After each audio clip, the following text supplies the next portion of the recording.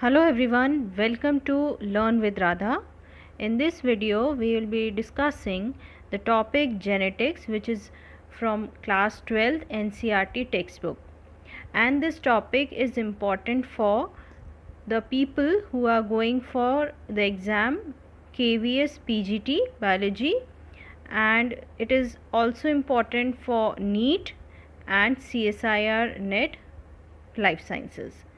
So this is part 1, and in this uh, video we'll be discussing some important terminology related to genetics. So before going deep into the genetics, first we should know few important terms in order to learn the things more properly. So first of all, what is genetics? Genetics is basically a branch of biology that deals with heredity and variation of organism. Heredity is something which you acquire from your parents. The characteristics, physical or any other characteristics which is acquired from your parents is heredity, and the branch which deals with the study of heredity and variation of organisms is genetics. Genetics is made from the term gene. So what is gene? It is a functional unit of inheritance. What is the functional unit of inheritance? So basically a cell has nucleus, and in that nucleus we have chromosomes, and chromosomes have DNA in it, and DNA is the genetic material.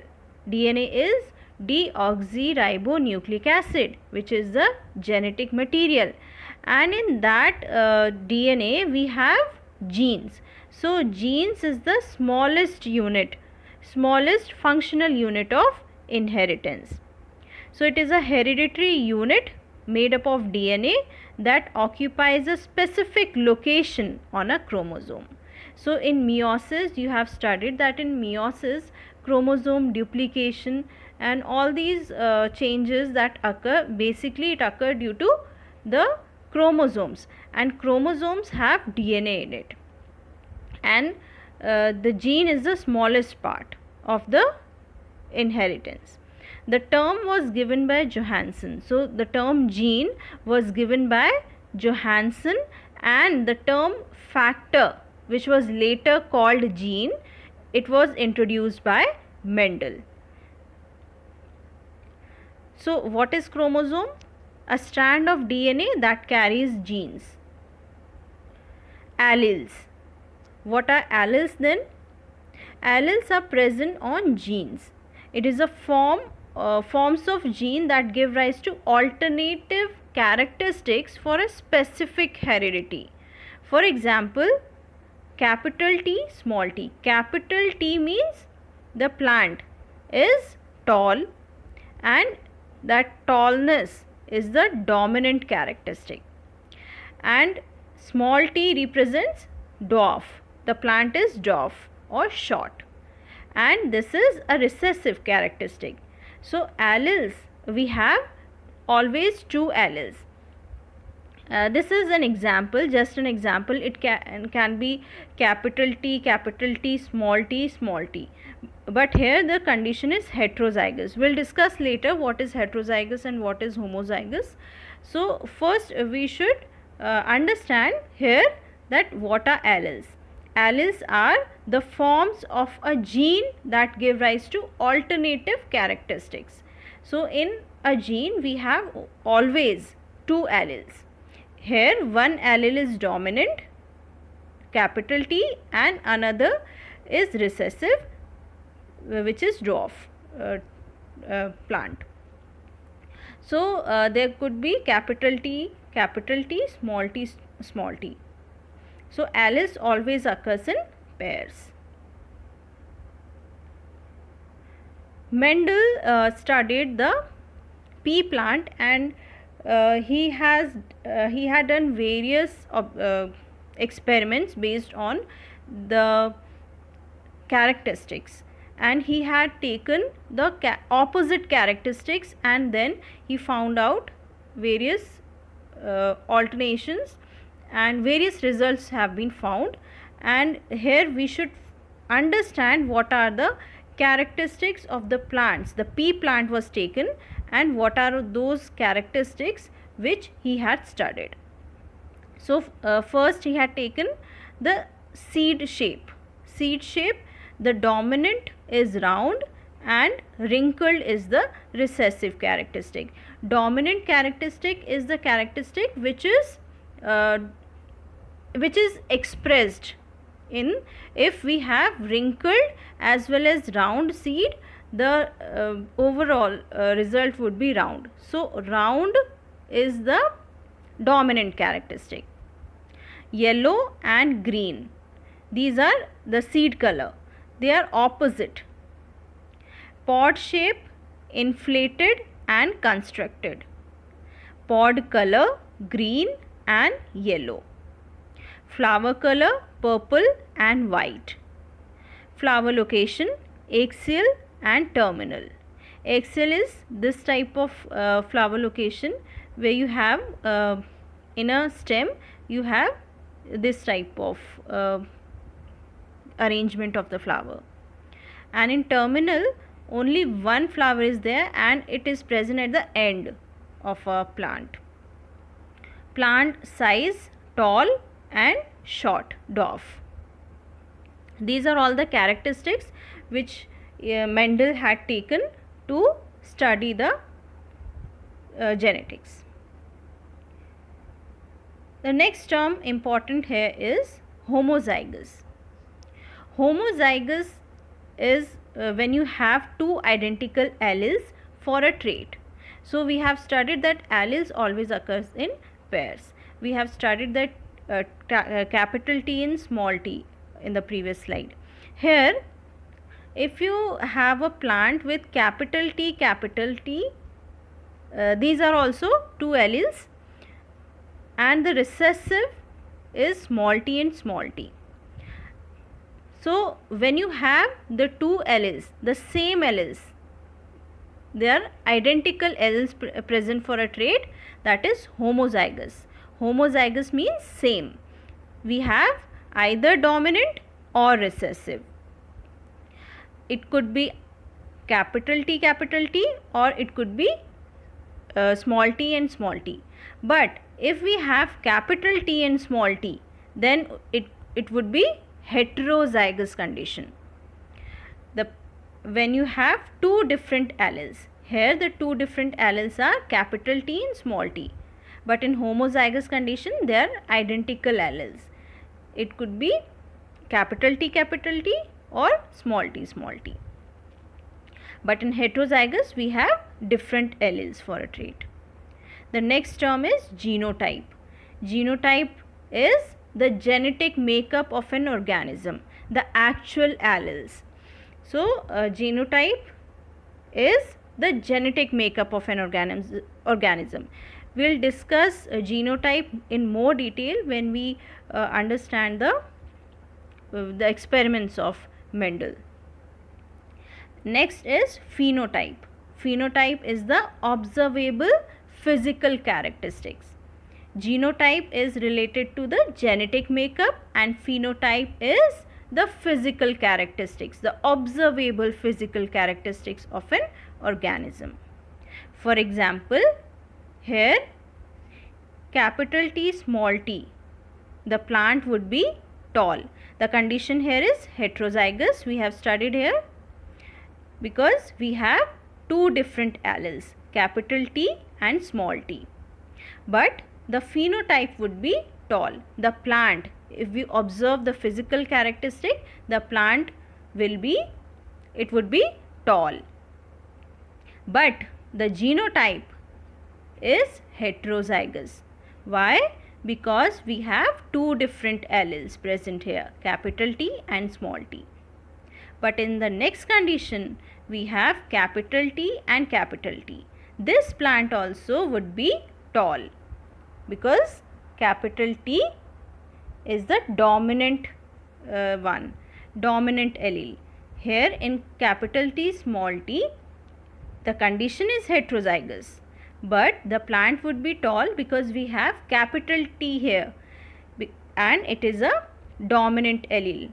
Whenever dominant allele is present, it would show its characteristic.